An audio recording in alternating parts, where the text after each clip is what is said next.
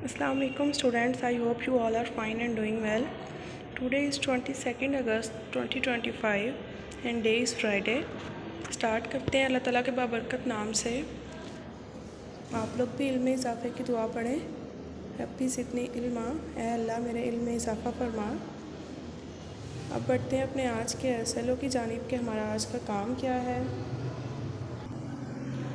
जी बेटे, आपको नज़र आ रहा होगा स्क्रीन पर मैंने आपकी नोटबुक का पेज रेडी कर लिया। आप लोग अपनी नोटबुक्स ओपन करेंगे और अपना पेज रेडी करेंगे। हमारा आज का SLO है add and subtract polynomials using like and unlike terms. तो हमने ऐड और सब्ट्रैक्ट करने हैं पॉलिनोमियल्स लाइक और अनलाइक टर्म्स को यूज़ करते हुए। तो लाइक एंड अनलाइक टर्म्स आप लोग पिछले लेक्चर में पढ़ चुके हैं, उसको थोड़ा सा रिवाइज़ करवा देती हूँ मैं। लाइक टर्म्स बेटे वो होती हैं जिनमें आप लोगों के पास जो एक्सपोनेंट है उसकी पावर सेम हो। मतलब एक्सपोनेंट को मतलब हम कहते ही उसकी पावर है किसी भी टर्म की या वेरिएबल की, वो सेम होनी चाहिए। उसके अलावा आपका जो वेरिएबल है वो भी सेम होना चाहिए। मतलब अगर हम एक्स यूज़ कर रहे हैं तो आपका जो सेकंड वेरिएबल है या सेकंड टर्म है वो भी एक्स ही होनी चाहिए। और अगर हमारे पास एक्स स्क्वायर है तो दूसरी भी एक्स स्क्वायर ही होगी, तो तभी हम उसको कह सकते हैं कि वो लाइक टर्म है, अदरवाइज़ वो अनलाइक टर्म्स आ जाएंगी। लेकिन एक और बात थी कि लाइक टर्म्स में आपके पास ये मस्ट नहीं है कि आपका कोफिशिएंट भी सेम हो। मतलब अगर आपके पास देखें 3x स्क्वायर है, 3x का स्क्वायर है, ठीक है, और साथ में लिख देती हूँ 2x का स्क्वायर। तो ये दोनों क्या हैं, ये लाइक टर्म्स हैं क्योंकि इनके वेरिएबल सेम है, इनका एक्सपोनेंट सेम है, लेकिन इनके कोफिशिएंट आपके पास क्या हैं, वो डिफरेंट हैं। ठीक है। और एडिशन और सब्ट्रैक्शन आप लोगों को पता है कि हम कैसे करते हैं। तो स्टार्ट लेते हैं। जी बेटे, open your books page number 88। इसमें आपके पास टॉपिक है addition and subtraction of polynomials. तो हम देखते हैं उसमें उसने क्या किया हुआ है। उसने स्टार्ट लिया एग्जांपल से। तो एग्जांपल में उसने सबसे पहले माइनस किया हुआ है, मतलब सब्ट्रैक्शन की हुई है पॉलिनोमियल्स की। अब यहाँ पर देखें जो वेरिएबल यूज़ हो रहा है वो a है, ठीक है। और मैंने आपको बताया था हम A to Z कोई भी अल्फ़ाबेट्स जो हैं वो वेरिएबल के तौर पर यूज़ कर सकते हैं, ठीक है। सिंपल एडिशन है, सिंपल सब्ट्रैक्शन है। सबसे पहले हमने क्या करना है, उसको अगर माइनस है तो ऑब्वियस सी बात है, ये देखिए यहाँ पर लिखा हुआ है remove the brackets and change the sign of the terms, ठीक है। तो हमें साइन चेंज करना पड़ेगा। अगर हमारे पास एडिशन है तो हमें वो ज़रूरत नहीं है। उसके बाद हमने क्या करना है, लाइक टर्म्स को अलग कर देना है और अनलाइक टर्म्स को अलग कर देना है। फिर वो सब्ट्रैक्ट होंगे तो सब्ट्रैक्ट कर देंगे, अगर वो ऐड होंगे तो उनको ऐड कर देंगे। ये आपके पास नोट टू रिमेंबर लिखा हुआ है पेज नंबर 88 पर, इसको ज़रा देखें। To add or subtract the like terms of two polynomials, just add or subtract their coefficients। वो कहते हैं like terms को, या अगर दो polynomials हैं उसके अगर हमने like terms को add या फिर subtract करना है तो हमें क्या करना पड़ेगा, सिर्फ जो उसके coefficient है ना उनको add और subtract करना पड़ेगा। क्योंकि अगर x स्क्वायर है तो वो एक्स स्क्वायर ही रहेगा, ठीक है। हमने सिर्फ अगर कोफिशिएंट मैंने आपको बताया एक में 3 है दूसरे में 2 है, अगर हम उनको सब्ट्रैक्ट करेंगे तो वो सिंपल 3 - 2 1 एक्स स्क्वायर आ जाएगा। अगर मैं उसको ऐड कर रही हूँ तो वो 3 + 2 5 एक्स स्क्वायर आ जाएगा। The variables and powers of like terms remain same. देखें वो यही बात कर रहे हैं कि जो वेरिएबल है और जो पावर है आपके पास लाइक टर्म्स की वो सेम ही रहेगी। अब बढ़ते हैं एक्सरसाइज की तरफ। जी बेटा, this is your learning check 6.4। इसमें हमारा आज का जो टॉपिक था वो है एक्सरसाइज 6.4 का क्वेश्चन नंबर 1 है। उसके बाद 2 हम आज नहीं करेंगे और हमने करना है 3, 4 एंड 5। तो स्टार्ट लेते हैं क्वेश्चन नंबर 1 से। यहाँ देखिए आपको नज़र आ रहा है क्वेश्चन नंबर 1 की मैंने हेडिंग दे दी है, उसका ए पार्ट लिखा हुआ है यहाँ पर। X square plus x plus 5 था, उसके बाद था plus 3x square minus 2x minus 7। अब हमने उनको ऐड करना है। सबसे पहले जो स्टेप था उसमें ये वाली लाइन में देखें मैंने उसको एज इट इज़ लिख दिया है। सेकेंड लाइन में मैंने उसका क्या किया है, x square plus x plus 5 as it is रहने दिया है। ब्रैकेट्स ख़त्म करके सारी की सारी टर्म्स जो थी वो हमने अलग कर ली हैं, ठीक है।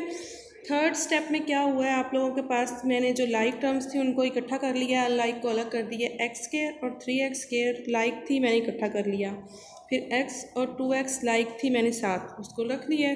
फिर प्लस 5 एंड माइनस 7 और लाइक टर्म्स तो मैंने उसको इस तरह से लिखा है। अब हमने क्या करना है, लाइक टर्म्स को सॉल्व करना या उनको सब्ट्रैक्ट ऐड करना जो है वो ईजी होता है।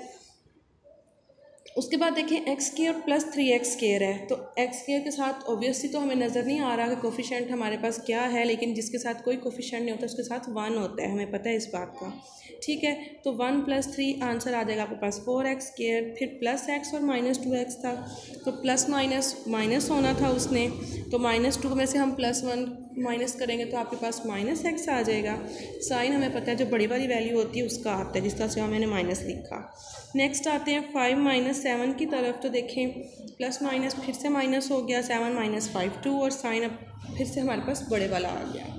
अच्छा, यहाँ पर एक और बात आपको बतानी थी कि इसके जो एडिशन और सब्ट्रैक्शन है उसके 2 मेथड्स हैं, एक है vertical method and second one is horizontal method. ये जो मैंने उसका फर्स्ट मेथड यूज़ किया है ये हॉरिजॉन्टल मेथड है, ये वाला। ठीक है, अब नीचे मैंने उसी क्वेश्चन को वर्टिकल मेथड से सॉल्व कर लिया। अब आपकी मर्ज़ी है, आप उसको, अगर आपको इजी लग रहा है वर्टिकल मेथड तो आप उसको चूज़ करें, अगर आपको आसानी है जी हॉरिजॉन्टल मेथड यूज़ करें तो आप उसको यूज़ कर सकते हैं, इट्स अप टू यू। उसी तरह से है यहाँ पर देखें, हमने एक्स स्क्वायर था तो उसके नीचे ही हमने एक्स स्क्वायर वाली टर्म लिखनी है, अगर प्लस एक्स था तो उसी के नीचे हमने -2x लिखा, और +5 के नीचे -7, सिंपल उनको ऐड किया, हमारे पास दोनों आंसर्स आप लोग देख सकते हैं, ये दोनों आंसर्स सेम है। उसके बाद मैंने किया है क्वेश्चन उसका सी पार्ट, इसमें देखें a² + 1 है और +a + 7 है, तो इसको मैंने देखें एक साइड पे हॉरिजॉन्टल मेथड से किया, दूसरी साइड से वर्टिकल मेथड से किया है। तो आपके पास क्या आ गया जी, यहाँ पर सबसे पहले मैंने ब्रैकेट्स ख़त्म किए हैं, a² + 1 + a + 7 आ गया। फिर हम उसको अरेंज करेंगे तो सबसे पहले a² आएगा, फिर a वाली टर्म आएगी। अब इनकी लाइक टर्म्स यहाँ पर नहीं है तो हम उनको नहीं लिखेंगे, सिंपल हमने उसको अरेंज कर लिया है। फिर 1 और 7 दो लाइक टर्म्स, तो उनको मैंने इकट्ठा कर दिया। फिर आपके पास a² + a and +8 as it is आ गया। सेकंड पे देखें वर्टिकल मेथड यूज़ किया है, तो ऊपर मैंने लिखी जो फर्स्ट मेरे पास पॉलिनोमियल था a² + 1, अब नीचे था a + 7, तो हमारे पास जो ऊपर वाला जो ये देखिए इस पॉलिनोमियल में कहीं भी a वाली टर्म नहीं थी, तो मैंने a वाली टर्म को अलग लिख दिया, और 1 के नीचे मेरे पास क्या आ गया 7, तो यही वाला सेम आंसर आपके पास यहाँ पर आ गया। नेक्स्ट देखें ई पार्ट है, ई पार्ट में भी सेम वही काम है, बस पॉलिनोमियल आपके पास थोड़ा सा बड़ा हो गया। अब ये कौन सा पॉलिनोमियल है, क्यूबिक पॉलिनोमियल है। सबसे पहले मैंने उसको एज इट इज़ लिखा है इस लाइन में, सेकंड पे मैंने उसकी ब्रैकेट ख़त्म की है, उसके बाद लाइक टर्म्स को इकट्ठा कर लिया है। देखें 3x³ + x³ अलग हो गया, -2x², x² वाली और कोई टर्म नहीं थी तो मैंने नहीं लिखा, फिर +7x + x एंड -1 एंड -5। अब हम इनको ऐड कर देंगे तो 3 + 1 4x³, फिर -2x² as it is, 7 + 1 8x and -1 - 5 इसके इक्वल आ जाएगा -6 के। इसी तरह से जी पार्ट है, सेम उसी तरह से, इसमें कुछ भी नहीं है नया। तो इसमें भी हमने उसको सबसे पहले ब्रैकेट्स ख़त्म किए हैं, उसके बाद उसको अरेंज कर दिया। अब यहाँ पर देखें 9m³ और -9m³ आ गया था, तो ये बात हमें पता है कि जब आपके पास सेम टर्म्स आ जाएं विद ऑपोजिट साइंस तो हमारे पास वो क्या होती है, कैंसिल आउट हो जाती है। तो यहाँ पर मैंने इनको कैंसिल आउट कर दिया है। फिर -5m² + 6m² था तो ये आपके पास +m² आ जाएगा। उसके बाद -4 + 7 था तो प्लस माइनस माइनस, और साइन ऑब्वियस सी बात है 7 के साथ जो प्लस वाला है वही आएगा, क्योंकि 7 हमारे पास क्या है, बड़ी वैल्यू है। तो इसका आंसर आ गया आपके पास m² + 3।